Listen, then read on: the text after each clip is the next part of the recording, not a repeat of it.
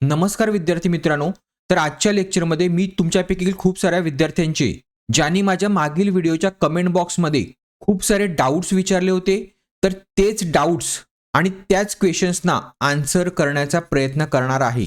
पण व्हिडिओला सुरुवात करण्याआधी जे विद्यार्थी इथे नवीन असतील, ज्यांनी अजूनही ह्या 2 पोस्टसाठी म्हणजे कुठली तर पिऊन आणि क्लर्क फॉर्म हा भरला नसेल, तर तो फॉर्म कसा भरायचा आहे त्याबद्दल मी हे व्हिडिओ केलेले आहेत.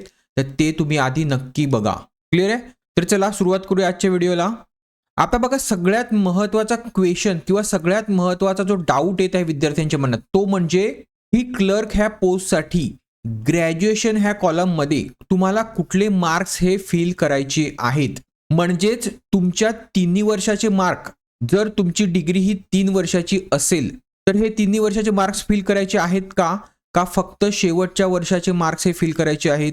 तर बघा, ह्याचं सिंपल उत्तर आहे, जर तुम्हाला शेवटच्या वर्षाला युनिव्हर्सिटीकडनं जो पण रिझल्ट येतो, आता बघा प्रत्येक युनिव्हर्सिटीचं हे वेगवेगळा रिझल्टचा पॅटर्न असतो. काही युनिव्हर्सिटीमध्ये जो तुमचा शेवटच्या युनिव्हर्सिटीकडनं रिझल्ट येतो त्यावरच तुमचे first year, second year, third इयरचे मार्क्स हे मेन्शन असतात किंवा त्याची एक कंबाईन तुमचा रिझल्ट आलेला असतो आणि हेच मार्क तुमच्या डिग्रीवर सुद्धा त्याने दिलेले असतात, मार्क्स किंवा मग श्रेणी. तर अशा विद्यार्थ्यांना काय करायचं आहे, तर तुमचे हे 3 वर्षाचे जे मार्क्स आहेत त्याची टोटल ही तुम्हाला तिथे फिल करायची आहे. ऑप्टेन मार्क्स किती आहेत आणि आउट ऑफ मार्क्स किती आहेत, मग तुमचे पर्सेंटेज हे पुढे येऊन जातील. त्याचप्रमाणे काही युनिव्हर्सिटीमध्ये काय आहे, तर तुमचे फक्त 2 सेकंड आणि थर्ड इयरचे मार्क्स हे फक्त येतात त्याच्यावर फायनल रिझल्टवर. तर तुम्हाला काय करायचं आहे, तर तुमचे जे सेकंड आणि थर्ड इयरचे जे मार्क्स आहेत तेच इथे फिल करायचे आहेत, जे तुमच्या फायनल मार्कशीटवर आलेले आहेत तेच. क्लिअर आहे?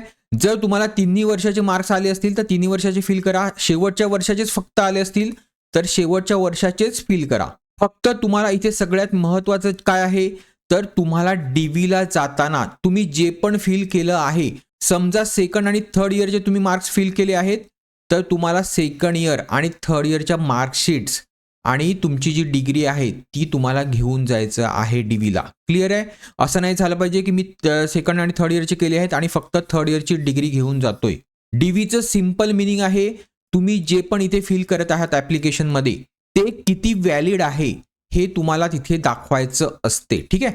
म्हणजेच जर तुम्ही 3 वर्षाचे मार्क्स टाकलेत तिथे, तर तुम्हाला 3 मार्कशीट घेऊन जायचं आहे, असं नाही तुमची फायनल मार्कशीटच घेऊन जायचं आहे. क्लिअर आहे? आता पुढची एक गोष्ट तुम्हाला सांगतो, डीवी बद्दल माझा एक्सपिरियन्स सांगतोय. तर बघा, मी जेव्हा डीवीला गेलो होतो तेव्हा मी कुठलीही डिग्री बद्दल मेन्शन केलं नव्हतं रिझल्टमध्ये किंवा डिग्री अटॅच केली नव्हती. जेव्हा मी फॉर्म सबमिट केले होते तेव्हा फक्त मी ॲग्रिगेट रिझल्ट जे होते माझे 4 वर्षाचे तेच अटॅच केले होते. पण डीवीला जेव्हा गेलो तेव्हा तिथे डीवी घेणारी जी टीम होती, बघा डीवी घेणारी टीम जी असते ती मोस्टली तिथे सगळे क्लर्कची टीम असते आणि ही क्लर्कची टीम तुमचं 1 बाय 1 डॉक्युमेंट व्हेरिफिकेशन हे करत असते आणि तुमचे ओरिजिनल डॉक्युमेंट्स आणि ज्या डॉक्युमेंटचा सेट तुम्ही सबमिट करणार आहात त्याच्यामध्ये जे पण स्पेलिंग्स असून द्या किंवा तुमचे मार्क्स असून द्या हे व्हेरीफाय करत असते. तर मी काय केलं होतं, तर ह्या सेटमध्ये डिग्री अटॅच केली नव्हती, पण तेथील डीवी घेणारे जे क्लर्क असतात ते हेल्पफुल असतात. ते तुम्हाला सांगतात जर तुम्ही तिथे डिग्री नेली असेल तर ते तुम्ही अटॅच तिथे करू शकता. असं नाही की तुम्ही इथे विसरलात म्हणून तिथे लावू शकत नाही. जे पण तुम्हाला ॲड करायचं आहे ते तुम्ही ॲड करू शकता, कारण डीवीचे जे क्लर्क असतात ते तुमची एक सेपरेट फाईल बनवत असतात. कशासाठी? तर इंटरव्ह्यूसाठी. आणि त्यामध्ये ते सगळे तुमचे डॉक्युमेंट्स चेक आहे करतात आणि ते बरोबर आहेत का नाही हे मेन्शन करत असतात आणि त्यामध्ये कुठले कुठले डॉक्युमेंट्स तुमच्याकडे आहेत ते सुद्धा मेन्शन केलं जातं. त्यामुळे इथे तुम्हाला मार्क्स फिल करताना कोणीही घाबरायचं नाही आहे. तुमचं जे फायनल मार्कशीट आहे, जे की युनिव्हर्सिटीकडनं आलं आहे, त्याच्यावर जे मार्क्स मेन्शन आहेत तेच तुम्हाला फिल करायचे आहेत. आणि त्यांनी असं नोटीसमध्ये मेन्शन सुद्धा केलेलं आहे, जर तुमची ग्रॅज्युएशनची मार्कशीट जी तुम्हाला युनिव्हर्सिटीकडनं भेटते त्यावर जर लास्ट इयरचेच फक्त मार्क्स दिले असतील तर ती अटॅच करा, अदरवाईज जर लास्ट 2 इयरचे मार्क्स मेन्शन असतील तर ते करा, अदरवाईज लास्ट 3 इयरचे मार्क्स असतील तर ते मेन्शन करा. क्लिअर आहे? आता मला वाटत नाही तुम्हाला काही डाऊट असेल यामध्ये. आता पुढचा महत्त्वाचा प्रश्न आहे तो म्हणजे ज्या विद्यार्थ्यांना ग्रेडिंग सिस्टीम आहे, ती ग्रेडिंग आहे, CGPA आहे, SGPA आहे, तर तुम्हा सगळ्या विद्यार्थ्यांना तुमच्या कॉलेज, बोर्ड किंवा युनिव्हर्सिटीकडनं एक कन्व्हर्जन सर्टिफिकेट आणायचं आहे आणि हे तुम्हाला कंपल्सरी आणायचं आहे आणि त्या कन्व्हर्जन सर्टिफिकेटवर तुमच्या कॉलेजचा सील असेल आणि त्याच्यावर तुमच्या कॉलेजच्या हेडची साईन असली पाहिजे, म्हणजे तेव्हा ते एक व्हॅलिड डॉक्युमेंट होते. क्लिअर आहे? आणि ते कसं कन्व्हर्जन सर्टिफिकेट असते, तर हे बघा, हे माझ्या एका विद्यार्थ्यांनी मला पाठवलं होतं. तर हे त्यांनी त्याच्या कॉलेजकडनं बनवून आणलेलं आहे कन्व्हर्जन सर्टिफिकेट, ज्यावर त्या कॉलेजच्या प्रिन्सिपलचा आणि कॉलेजच्या नावाचा सील आहे, त्याचबरोबर त्याची साईन सुद्धा आहे. तर अशा प्रकारचं कन्व्हर्जन सर्टिफिकेट हे तुम्हाला कंपल्सरी लावायचंच आहे. ग्रेडिंगवर ते लोक जज करत नाहीत. तर अशा प्रकारचं कन्व्हर्जन सर्टिफिकेट हे तुम्हाला आणायचंच आहे आणि तेच लावायचं आहे, म्हणजे त्यातीलच मार्क्स तुम्हाला फिल करायचे आहेत. क्लिअर आहे? आता पुढचं महत्वाचं आहे ते पिऊन पोस्टबद्दल. पिऊन पोस्टसाठी मी मागील व्हिडिओमध्ये बोललो होतो की तुम्हाला 7thचा रिझल्ट जर असेल तर तो अटॅच करायचा आहे, पण सर्वांनी त्याचं एक चुकीचं मीनिंग घेतलं. तर हे बघा, जर तुमच्याकडे अवेलेबल असेल तरच तुम्ही तो जोडा. तुमच्याकडे जर टाइम असेल तरच तो शाळेकडनं तुम्हाला घ्यायचा आहे, कारण ह्याचा फायदा तुम्हाला होतो का नाही होत हे तुम्हाला मी 100% सांगू शकत नाही, कारण मी स्वतः हे जोडलं नव्हतं मागील वेळेस. फक्त ज्या विद्यार्थ्यांचं सिलेक्शन झालं त्यामधील मॅक्झिमम विद्यार्थ्यांनी हे जोडलं होतं. तर आता नक्की त्यांना त्याचा फायदा झालेला आहे का त्यांच्या दुसऱ्या गुणांचा किंवा त्यांच्या मुलाखतीचा त्याला फायदा झाला आहे हे मी 100% सांगू शकत नाही. इवन कोर्टच्या कुठल्याही मुलाखतीमध्ये किंवा फिजिकल टेस्टमध्ये तुम्हाला किती मार्क्स दिले जातील हे पूर्णपणे त्यांच्यावर डिपेंड आहे. खूप साऱ्या विद्यार्थ्यांना चांगला इंटरव्ह्यू जातो, चांगली फिजिकल टेस्ट जाते, तरी सुद्धा त्यांना मार्क्स हे कमी दिले जातात. आता हे पूर्णपणे त्यांच्यावर डिपेंड आहे की ते तुम्हाला कसे जज करत आहेत, कारण तुमची फिजिकल टेस्ट आणि तुमची मुलाखत घेणारे तिथले जजेस असतात. ते तुमचं बिहेवियर, तुमचा प्रेझेन्स, तुमची नीड आणि संपूर्ण तुमचं कॅरेक्टर हे व्यवस्थितपणे जज करत असतात. तर हे सगळ्यांनी लक्षात ठेवायचं आहे. ह्या रिझल्ट बद्दल जे विद्यार्थ्यांनी मला सांगितलं तेच मी तुम्हाला सांगत आहे. पण जर तुमच्याकडे तो असेल अवेलेबल मार्क्सच्या रूपामध्ये तर तुम्हाला तो जॉईन करायचा आहे. पण जर नसेल तुमच्याकडे अवेलेबल तर तुम्ही पुन्हा 10thच्या बेसिसवर भरा. 10thचं भरा, 12thचं भरा, तुमचं जे पण एज्युकेशन झालं असेल ते लावत चला. पुढची महत्त्वाची गोष्ट म्हणजे खूप साऱ्या विद्यार्थ्यांचा 7चा रिझल्ट हा श्रेणीमध्ये आहे. तर त्या विद्यार्थ्यांनी काय करायचं आहे, तर बघा, तुमच्याकडे जर टाइम असेल तर तुमची स्कूल तुम्हाला प्रोव्हाइड करत असेल तर तो रिझल्ट घ्या, अदरवाईज नाही घेतला तरी चालेल. 10च्या बेसिसवर भरा, काहीच प्रॉब्लेम नाही. तुम्हाला मॅक्झिमम मार्क्स हे तुमच्या लेखी परीक्षेमध्ये घेण्याचा प्रयत्न करायचा आहे. कोणीही फिजिकल टेस्ट आणि मुलाखतीवर डिपेंडेबल राहायचं नाहीये. तुम्ही इथे जितका स्कोर कराल तो तुमचा सगळ्यात जास्ती फायद्याचा होईल, कारण मागच्या ह्याच्यामध्ये कुठलीही गॅरंटी नाही तुम्हाला जास्ती मार्क्स भेटतील की कमी मार्क्स भेटतील. क्लिअर आहे? तर पुन्हा एकदा सांगतो, जर तुमच्याकडे अवेलेबल असेल तरच जॉईन करा, अदरवाईज नाही केला तरी कुठलाही मोठा तोटा नाही. आता पुढचा महत्त्वाचा मुद्दा म्हणजे टायपिंग सर्टिफिकेट बद्दल. बघा, तुम्हाला इथे इंग्लिश लँग्वेजचं 40 वर्ड पर मिनिटचं टायपिंगचं सर्टिफिकेट हे जॉईन करायचंच आहे. हे मस्ट आहे. जर हे तुमच्याकडे अवेलेबल नसेल, तुम्ही फक्त ग्रॅज्युएशन आणि MSCIT केलं असेल तर तुम्हाला फॉर्म हा भरता येणार नाही. क्लिअर आहे? आणि तुमच्यामधील खूप साऱ्या विद्यार्थ्यांची ही जी टायपिंगची टेस्ट आहे ती 6 जानेवारी रोजी आहे. तर खूप सारे विद्यार्थी मला विचारत आहेत की तुमचं टायपिंगचं सर्टिफिकेट हे डॉक्युमेंट व्हेरिफिकेशनच्या आधी येऊन जाईल. पण सगळ्यांनी एक लक्षात घ्यायचं आहे, तुमची फॉर्म भरण्याची शेवटची तारीख ही 5 जानेवारी आहे. त्यामुळे तुमच्याकडे जे पण सर्टिफिकेट असेल ते 5 जानेवारीच्या आधी व्हॅलिड हवे. ठीक आहे? त्यामुळे जर असे कोणी विद्यार्थी असतील त्यांनी सुद्धा फॉर्म भरू नये. त्यानंतर टायपिंगमध्येच महत्त्वाचं म्हणजे टायपिंगचे 3 टाईपचे सर्टिफिकेट्स येतात, ज्यामध्ये एक आहे गव्हर्नमेंट कमर्शियल सर्टिफिकेट एक्झामिनेशन म्हणजे GCC, conducted by Maharashtra state bureau of examination, किंवा इंडस्ट्रियल ट्रेनिंग इन्स्टिट्यूट म्हणजे ITI. जर ह्या 2 इन्स्टिट्यूटकडनं भेटणारं इंग्लिश 40 वर्ड्स पर मिनिटचं GCC सर्टिफिकेट तुमच्याकडे असेल तर तुम्हाला कॉम्प्युटर प्रोफिशियन्सीचं सुद्धा सर्टिफिकेटची आवश्यकता आहे. आणि कॉम्प्युटर प्रोफिशियन्सीचं सर्टिफिकेट कुठलं तुम्हाला गरज आहे, कुठल्या सर्टिफिकेटची गरज आहे, तर ह्या कॉम्प्युटर प्रोफिशियन्सीबद्दल त्यांनी इथे एक नोट दिलेली आहे. त्यामध्ये त्यांनी सांगितलेलं आहे की हा जो शासनाचा GR आहे त्यामध्ये जे पण कोर्सेस येतात त्या कोर्सेसना ह्या कॉम्प्युटर प्रोफेशन हे मानलं जाईल. तो कोर्सेस ज्यांनी केले आहेत त्यांना कॉम्प्युटर प्रोफेशन हे मानलं जाईल. आता ते कुठले कुठले कोर्सेस आहेत, तर बघा हा आहे तो शासनाचा GR आणि त्यामध्ये त्यांनी सांगितलेलं आहे जर ह्या कोर्सचा नवी दिल्लीचा प्रमाणपत्र धारक असेल, त्याचप्रमाणे स्टेट बोर्डाकडनं 9वी 10वी 11वी आणि 12वीला ज्या विद्यार्थ्यांना IT रिलेटेड कुठलाही विषय जर असेल तर ह्यांना सुद्धा कॉम्प्युटर प्रोफेशन मानलं जाईल.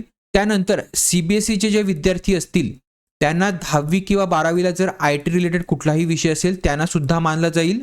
त्याचप्रमाणे इंजिनिअरिंग आणि डिप्लोमाचे कोणी विद्यार्थी असतील त्यांना सुद्धा कॉम्प्युटर प्रोफेशन मानलं जाईल, कारण ह्या लोकांना सुद्धा कॉम्प्युटर रिलेटेड सब्जेक्ट असतात. पुढचा 5वा पॉइंट आहे, त्यांनी एक 86 कोर्सेसची लिस्ट दिलेली आहे. जर ह्या 86 कोर्सेसपैकी तुम्ही कुठलाही कोर्स केला असेल तर तुम्ही सुद्धा कॉम्प्युटर प्रोफेशन आहात. आता ते कुठले कुठले 86 कोर्सेस आहेत, तर बघा इथे मी 44 कोर्सेसचे टेबल दिलेलं आहे. ह्याच्यामध्ये तुमचा कुठला कॉम्प्युटर कोर्सेस आहे का तो चेक करा. जर असेल तर तुम्ही कॉम्प्युटर प्रोफेशन आहात. आता हा पार्ट टाइम कोर्सेसचा कॉम्प्युटर ग्रुप दिलेला आहे, ज्यामध्ये CC म्हणजे काय तर computer course in computer operation with MS office हा जरी कोर्स केला असेल तरी तुम्ही कॉम्प्युटर प्रोफेशन आहात. आता हा जर कोर्स केला असेल तर त्याचं सर्टिफिकेट तुमच्याकडे असणं गरजेचंच आहे, हे तुम्हाला दाखवायचं आहे. क्लिअर आहे. असं नाही झालं पाहिजे की मी सर ह्याच्यामध्ये प्रोफेशंट आहे, मला MS ऑफिस येते म्हणजे तुम्ही प्रोफेशंट आहात. ह्याचं सर्टिफिकेट हे तुम्हाला दाखवायला लागते. तर आता व्हिडिओला पॉज करून तुमचा कोर्स ह्याच्यामध्ये आहे का ते तुम्ही चेक करा. त्यानंतर पुढचे जे 42 कोर्सेस आहेत ते इथे ह्या टेबलमध्ये आहेत, तर इथे सुद्धा तुम्ही व्हिडिओ पॉज करून हे बघू शकता. आता ह्याच्या व्यतिरिक्त म्हणजेच जर तुम्ही ह्यामधला कुठलाही कोर्स केला नसेल किंवा 9वी 10वी 11वी 12वीला तुम्हाला IT रिलेटेड सब्जेक्ट नसेल किंवा तुम्ही इंजिनिअरिंग किंवा डिप्लोमा बॅकग्राऊंडमधनं नसाल, तर मग तुम्हाला कॉम्प्युटर प्रोफेशन दाखवण्यासाठी कुठली सर्टिफिकेटची आवश्यकता आहे किंवा कुठलं सर्टिफिकेट हे लीगल आहे, तर बघा त्यांनी इथे ऑर करून सांगितलेलं आहे. जर तुम्ही computer profession in computer operation of word processor आहात in Windows and Linux addition to MS Office, MS Word, WordStar 7, Open Office ORG हे कशामधनं केलेलं असेल, तर ह्या 11 इन्स्टिट्यूटकडनं त्यामध्ये सगळ्यात महत्त्वाची जी आहे ती MSCIT म्हणजे MSCITचं सर्टिफिकेट तुमच्याकडे असेल तर तुम्ही कॉम्प्युटर प्रोफेशन आहात, कारण हेच महत्त्वाचं सर्टिफिकेट खूप साऱ्या विद्यार्थ्यांकडे असतं. त्याचप्रमाणे जर तुम्ही university establish under Maharashtra university act 1994च्या अंडर ह्याच्यामधला कुठलाही कोर्स केला असेल तर तुम्ही कॉम्प्युटर प्रोफेशन आहात. तुम्ही Goa Maharashtra state board of technical एज्युकेशनकडनं तुम्ही जर हे कोर्सेस केले असतील तर तुम्ही सुद्धा आहात. त्याचप्रमाणे NIC Aptech, NIIT CDAC, data pro, SSI Boston, सेडिट ह्या इन्स्टिट्यूटकडनं जर केला असेल तर तुम्ही सुद्धा कॉम्प्युटर प्रोफेशंट आहात. क्लिअर आहे मला काय म्हणायचं आहे ते. म्हणजे तुमच्याकडे जर GCC आणि ITIचं सर्टिफिकेट असेल टायपिंगचं तर तुम्हाला ह्याची गरज पडणार आहे कॉम्प्युटर प्रोफेशन सर्टिफिकेटची.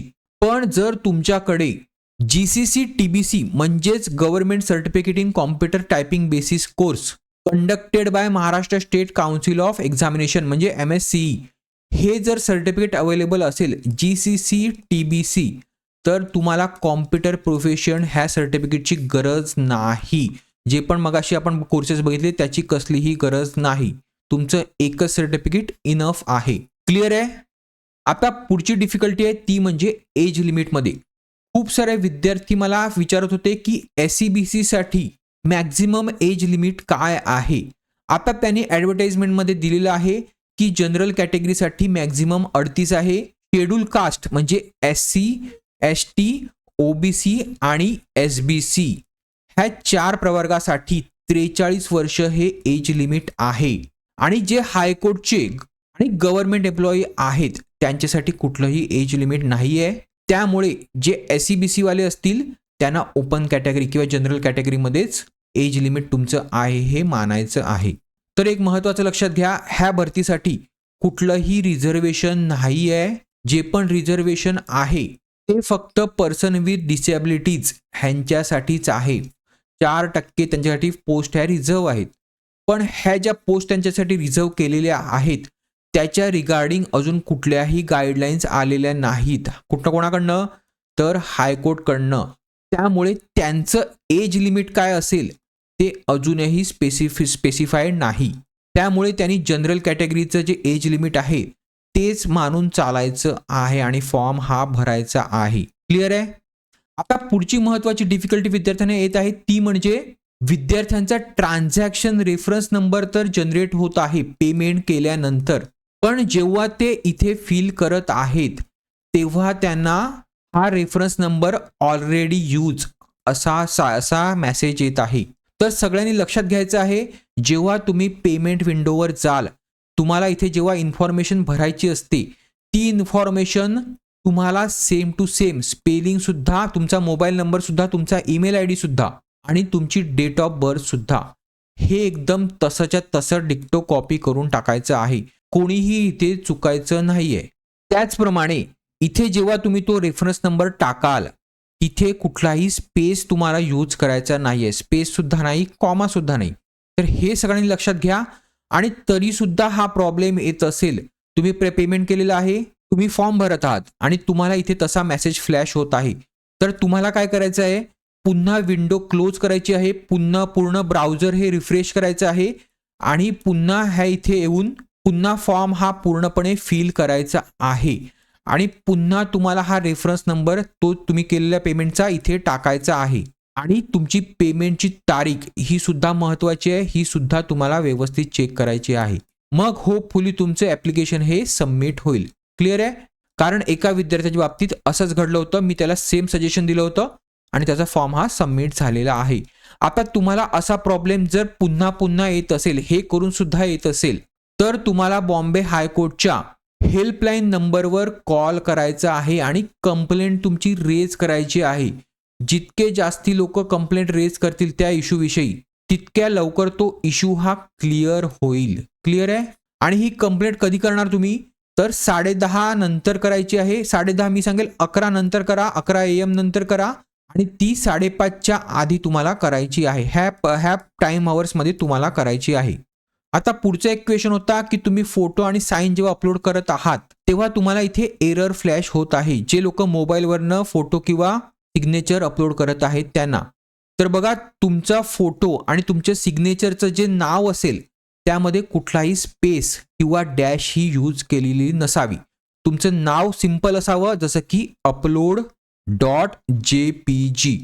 ह्या अपलोडच्या मध्ये कुठलाही स्पेस नसावा किंवा डॅश नसावी किंवा स्लॅश नसावी, असं कुठलंही स्पेशल कॅरेक्टर नसावं. क्लिअर आहे? तरच तुमचे फोटो आणि सिग्नेचर हे अपलोड होतील. त्यानंतर क्रिमिनल केस असणाऱ्या विद्यार्थ्यांना एक लक्षात घ्या, जर तुमची क्रिमिनल केसेसचा जो निकाल आहे त्याच्यामध्ये तुमच्यावर कुठलाही दोष किंवा कुठलाही गुन्हा सिद्ध जर झाला नसेल तर तुम्हाला इथे नोंद करायचं आहे. पण जर तुमच्यावरती क्रिमिनल केस ही चालू असेल किंवा त्याच्यामध्ये तुम्हाला दोष किंवा तुम्हाला सजा झाली असेल तर तुम्हाला ते यस करून तुम्हाला जे पण डिटेल्स आहेत ते टाकायचे आहेत. क्लिअर आहे? आता पिऊनच्या विद्यार्थ्यांना एक सांगायचं राहून गेलं 7वीच्या रिझल्ट बद्दल, की तुमच्याकडे जी 7वीचा रिझल्ट असेल तो तुम्हाला ओरिजिनल असला पाहिजे तुमच्याकडे. नाहीतर काही कांकडे झेरॉक्स आहेत आणि विद्यार्थी विचारत आहेत झेरॉक्स माझ्याकडे आहेत तर चालेल का? तर झेरॉक्स नाही चालणार, तुमच्याकडे ओरिजिनल असला पाहिजे. जर झेरॉक्स असेल तर शाळेकडे जा आणि त्याची दुसरी प्रत मागा. पुढचं पिऊनच्या बाबतीत महत्त्वाचं आहे की तुम्हाला मार्क्स कसे फिल टाकायचे आहेत. तर पहिला 7वीचे मार्क्स टाका, त्यानंतर 10वीचे टाका, त्यानंतर 12वीचे टाका. आता खूप साऱ्या विद्यार्थ्यांकडे टेक्निकल स्किल सुद्धा आहे, म्हणजे ITI केलेलं आहे. त्या विद्यार्थ्यांनी काय करायचं आहे, तर तुमच्या तिकडे एक ऑप्शन आहे स्पेशल स्किल म्हणून, हा बघा इथे. तर इथे तुम्हाला यस करून तुम्हाला पुढचं तुमचे जे डिटेल्स आहेत ITI बद्दल ते तुम्हाला इथे टाकायचे आहेत. बाकीचे 10वीचे वगैरे मी तुम्हाला जे सांगितले ते तुम्हाला इथे ह्या लाईनला टाकायचे आहेत. पुन्हा ॲड करत जायचं आहे. पुन्हा 12वीचे टाका, पुन्हा जर ग्रॅज्युएशन केलं असेल तर ग्रॅज्युएशनचे टाका. आणि जे पिऊनचे विद्यार्थी असतील त्यांनी इथे तुम्हाला जी लँग्वेज नोन आहे तिथे ज्या लँग्वेज तुम्हाला येत आहेत तिथेच फक्त क्लिक करायचं आहे. असं नाही की इंग्लिश मला रीड येते, राईट येते, स्पीक येते आणि ती तुम्हाला ॲक्च्युअलमध्ये येतच नाही किंवा तुम्हाला इंग्लिश रीड आणि राईट करता येते पण बोलता येत नाही, तर इथे क्लिक करू नका. कारण इन केस जर तुम्हाला मुलाखतीला एखादा क्वेश्चन हा इंग्लिशच्या बेसिसवर आला, म्हणजे एखादा इंग्लिश वर्ड आला मुलाखतीमध्ये आणि तो तुम्हाला समजला नाही, तर तुम्हाला जज केलं जाईल. कोणातर्फे? जजतर्फे. तुमचे जे सिटिंग जज असतील मुलाखत घेणारे त्यांच्यातर्फे, की तुम्ही इथे मेन्शन केलेलं आहे इंग्लिश येते, तुम्हाला बोलता येते आणि तुम्ही इंग्लिशचा वर्ड हा समजू शकत नाही, किंवा एखादा जर तुम्हाला विचारलं इंग्लिशमधनं क्वेश्चन, त्याचा आन्सरसुद्धा तुम्हाला देता येत नाही. त्यामुळे ज्या लँग्वेज तुम्हाला येतात त्याच लँग्वेज इथे मेन्शन करा. आता पुढचं महत्त्वाचं म्हणजे खूप साऱ्या विद्यार्थ्यांनी आय ॲग्री ह्या बटनवर क्लिक केल्यानंतर तुमचं ब्राउझर हे पुढे सरकत नसेल किंवा तुमचा फॉर्म हा सबमिट झाला नसेल असं जर तुम्हाला वाटत असेल, तर पुन्हा एकदा डिटेल्स टाका सेम टू सेम आणि पुन्हा ट्राय करा, किंवा तुमचा ईमेल आय डी चेक करा. तुमचा transaction I D reference I D हा क्रिएट झाला आहे का. जर तो reference I D registration I D तुम्हाला ईमेलवर वगैरे जरी आला नसेल, तरी तो तुम्ही इथे ईमेल आय डी आणि मोबाईल नंबर आणि डेट ऑफ बर्थ आणि हा कॅप्चा फिल करून तुम्ही बघू शकता तुमचा रजिस्ट्रेशन आय डी क्रिएट झाला आहे का. हे सगळ्यात आधी तुम्हाला चेक करायचं आहे. जर रजिस्ट्रेशन आय डी क्लिअर झाला असेल तयार, ह्याचा अर्थ तुमचा फॉर्म हा सबमिट झालेला आहे किंवा तुमचं रजिस्ट्रेशन हे झालेलं आहे. त्यानंतर सिंपल इथे प्रिंट ॲप्लिकेशनवर जा, तुमचा ईमेल आय डी टाका, तुमचा रजिस्ट्रेशन आय डी टाका आणि डेट ऑफ बर्थ आणि हा कॅप्चर टाकून तुमचा प्रिंट ॲप्लिकेशन हे जनरेट करा आणि ते प्रिंट करून घ्या. पुढे त्यावर एक फोटो तुम्हाला लावायचा आहे जो की तुम्ही अपलोड केलेला आहे तसाच सेम, आणि तुम्हाला सिग्नेचर करायची आहे जी की तुम्हाला ब्लॅक पेनने करायची आहे. क्लिअर आहे. आता बघूया सगळ्यात मोठा तुमचा डाऊट जो तुम्हाला येतोय तो म्हणजे कॅरेक्टर सर्टिफिकेट विषयी. पण त्याआधी जर तुम्हाला मी प्रिपेअर केलेल्या 1 वर्षाच्या करंट अफेअर्सच्या नोट्स हव्या असतील ज्या की इंग्लिश लँग्वेजमध्ये अवेलेबल आहेत आणि मराठी लँग्वेजमध्ये अवेलेबल आहेत, तर त्या तुम्हाला फक्त 151 रुपीजमध्ये भेटतील. त्याचप्रमाणे तुम्हाला मी 100+ TCSचे वेगवेगळ्या एक्झामचे क्वेश्चन पेपर हे सुद्धा फ्री देणार आहेत, जे की तुम्हाला नॉन टेक सेक्शनसाठी उपयोगाचे आहेत. त्याचप्रमाणे तुमच्या टेक्निकल सेक्शनसाठी माझ्याकडे जे पण टेक्निकलचे क्वेश्चन पेपर अवेलेबल आहेत ते सुद्धा मी तुम्हाला ह्यासोबतच फ्री देणार आहे. पुढे माझी मराठी व्याकरणची एक नोट्स येते, तर ही मराठी व्याकरणची नोट्ससुद्धा तुम्हाला उपयोगाची आहे भरतीसाठी, तर ती तुम्हाला फक्त 99 रुपीजमध्येच भेटेल. त्यानंतर जर तुमच्यापैकी कोणी ठाणे महानगरपालिकेच्या MPW मल्टीपर्पज वर्कर ह्या पोस्टसाठी जर प्रिपेअर करत असेल, तर त्याच्या टेक्निकलच्या नोट्स माझ्याकडे अवेलेबल आहेत. त्याचप्रमाणे त्याची MCQ बँकसुद्धा माझ्याकडे अवेलेबल आहे आणि त्याचे 2 TCSचे क्वेश्चन पेपरसुद्धा मी तुम्हाला ह्यासोबतच फ्री देणार आहे. तर ह्या तिन्ही नोट्स तुम्हाला फक्त 200 रुपीजमध्ये भेटेल. आणि जर तुम्हाला ही MPWची नोट्स, मराठी व्याकरणची नोट्स आणि 1 वर्षाचे करंट अफेअरच्या नोट्स ज्या की आपण मागे बोललो, तर ह्या तिन्ही नोट्स जर हव्या असतील तर ह्यांची टोटल प्राईस होते 450, पण मी तुम्हाला फक्त 300 रुपीजमध्येच देईल. आता ह्या नोट्स तुम्हाला ऑर्डर कशा करायच्या आहेत, तर हा QR कोड स्कॅन करून तुम्हाला मला पेमेंट करायचं आहे आणि त्या पेमेंटच्या ट्रान्झॅक्शन आय डीचा स्क्रीनशॉट जो आहे तो मला ह्या नंबरवर तुम्हाला व्हॉट्सअप करायचा आहे. मग मी तो ट्रान्झॅक्शन आय डीचा स्क्रीनशॉट व्हेरीफाय करून तुम्हाला PDFच्या रूपामध्ये व्हॉट्सअपवरच नोट्स ह्या प्रोव्हाइड करेल. क्लिअर आहे. पुढे तुम्ही चॅनलची मेंबरशिप सुद्धा 59 रुपीजमध्ये फक्त जॉईन करू शकता, ज्यावर मी खूप सारं एक्सक्लुझिव्ह कंटेंट हे पोस्ट करत असतो. आता बोलूया कॅरेक्टर सर्टिफिकेट विषयी. आता मी पुन्हा तुम्हाला मागे सुद्धा सांगितलं होतं आणि आता सुद्धा सांगतोय, हे सर्टिफिकेट तुम्हाला प्रतिष्ठित व्यक्तीकडनं घ्यायचं आहे. म्हणजेच कोण, तर जर तुम्ही गावामध्ये राहत असाल तर सगळ्यात पहिली कोणाची घ्याल, तर घ्या पोलीस पाटलाची. कोणाची? पोलीस पाटलाची. त्यानंतर घ्यायची आहे तुम्हाला सरपंचाची, गावाच्या सरपंचाची. त्यानंतर जर तुमच्या गावामध्ये एखादं स्कूल असेल तर त्याच्या मुख्याध्यापकांकडनं घेतली तरी चालेल, जे तुम्हाला ओळखत असतील ते. त्यानंतर गावामध्ये एखादी संस्था असेल तर त्यांच्याकडनं घेतलं तरी चालेल, संस्थेच्या हेडकडनं घेतलं तरी चालेल.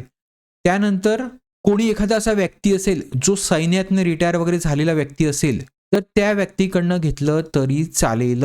फक्त तुम्हाला काय करायचं आहे, तर तुमचं जिथे वास्तव्य आहे तिथल्या जवळपासच्या व्यक्तीचंच घेण्याचा प्रयत्न करा. असं नाही की दुसऱ्याचं चालणार नाही. तर एखादं सरकारी हॉस्पिटल असेल जवळपास, तिथल्या डॉक्टरांचं घेतलं तरी चालेल, किंवा तुमच्या गावामध्ये एखादी क्लिनिक असेल तिथे एखादे डॉक्टर असतील त्यांचं घेतलं तरी चालेल.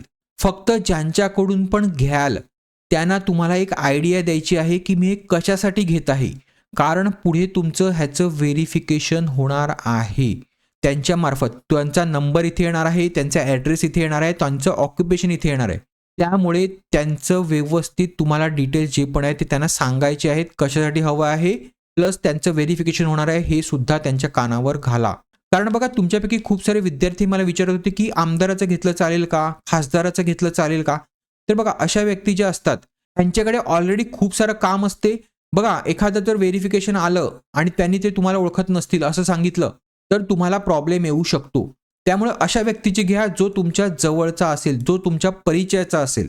असं नाही होत की तुम्ही जर आमदाराचं घेऊन आलात किंवा तुम्ही खासदाराचं घेऊन आलात तर तुमचं सिलेक्शन होईल. कॅरेक्टर सर्टिफिकेटवर कुठलंही सिलेक्शन काहीही डिपेंड नसतं. हे फक्त तुमचं कॅरेक्टर कसं आहे समाजामध्ये तेच डिफाईन करत असतं. आता सगळ्यात महत्त्वाचं म्हणजे हे कॅरेक्टर सर्टिफिकेट तुम्हाला कुठल्याही क्रिमिनल व्यक्तीकडनं घ्यायचं नाहीये किंवा ज्यावर कुठल्याही प्रकारच्या केसेस आहेत, रजिस्टर केसेस आहेत, अशा व्यक्तीकडनं हे कॅरेक्टर सर्टिफिकेट अजिबात घेऊ नका, मग तो कितीही प्रतिष्ठित व्यक्ती असू द्या. क्लिअर आहे.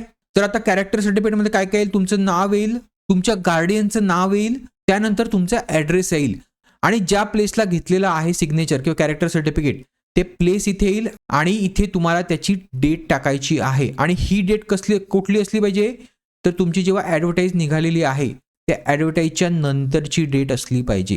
क्लिअर आहे. बाकी इथे दिलेली सर्व इन्फॉर्मेशन घ्यायची आहे.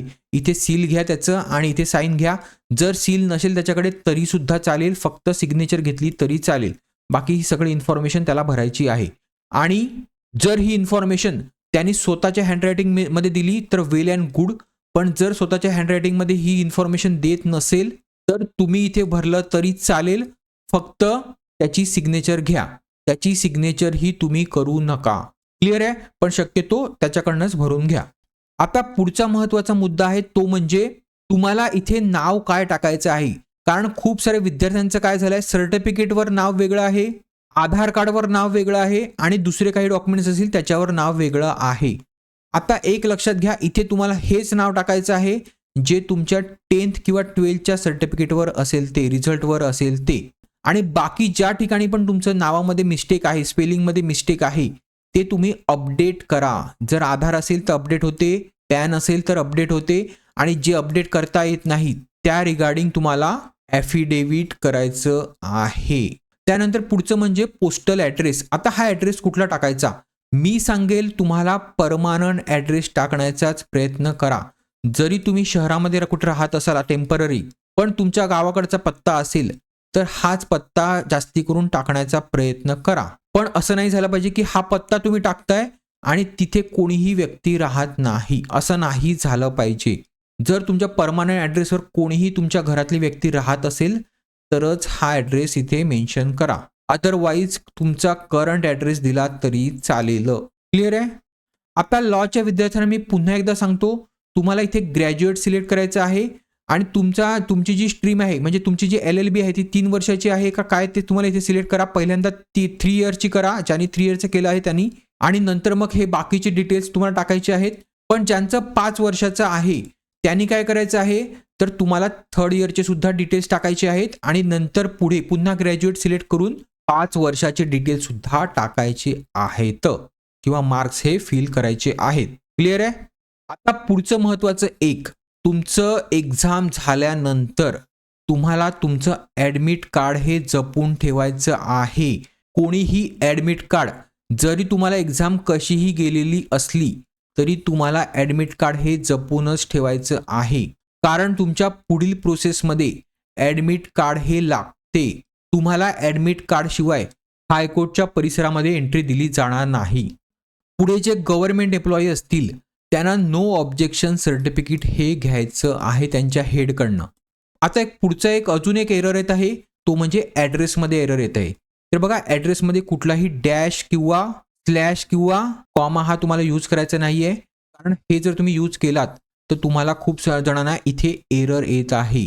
तर हे सगळ्यांनी करा, तुम्हाला एरर येणार नाही आणि मग आय ॲग्रीवर क्लिक करा.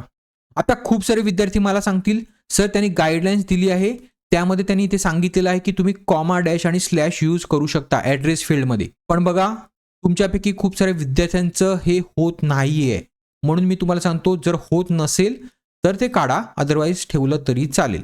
पुढचं महत्त्वाचं आहे ते म्हणजे आधार कार्ड. आधार कार्ड हे तुम्हाला अपडेट करून ठेवायचं आहे. जर तुमच्या नावामध्ये काहीही चेंज असेल तर ते आत्ताच अपडेट करून घ्या. आता पुढे जाण्याआधी एक लहानशी रिक्वेस्ट करतोय की जर तुम्हाला हा व्हिडिओ आतापर्यंत आवडला असेल तर प्लीज एक लाईक करा, कारण तुमच्या एका लाईकने मला अधिकाधिक तुमच्या ह्या भरती संदर्भात व्हिडिओ बनवायला प्रोत्साहन हे भेटत असते. त्यानंतर तुम्हाला जर शेअर करता आलं तर शेअर करा आणि चॅनलला नक्की सबस्क्राईब करा, कारण मी ह्या भरतीविषयी खूप सारे व्हिडिओ हे घेऊन येणार आहे. आता खूप साऱ्या विद्यार्थ्यांना अजून एक डिफिकल्टी येत होती, ती म्हणजे तुम्ही जेव्हा हा QR कोड स्कॅन करून पेमेंट करायचा प्रयत्न करत होते तेव्हा तुमचे पैसे कट होत होते आणि एक तुम्हाला मेसेज येत होता, तो म्हणजे daily transaction limit is Breach for the merchant. तर अशा प्रकारचा मेसेज तुम्हाला शो होत असेल तर तुम्हाला फक्त एकच आयडिया करायची आहे, ती म्हणजे तुम्हाला दुसऱ्या दिवशी पेमेंट करायचं आहे किंवा तुमच्याकडे जर दुसरं अकाउंट असेल त्यावरनं पेमेंट ट्राय करा. क्लिअर आहे?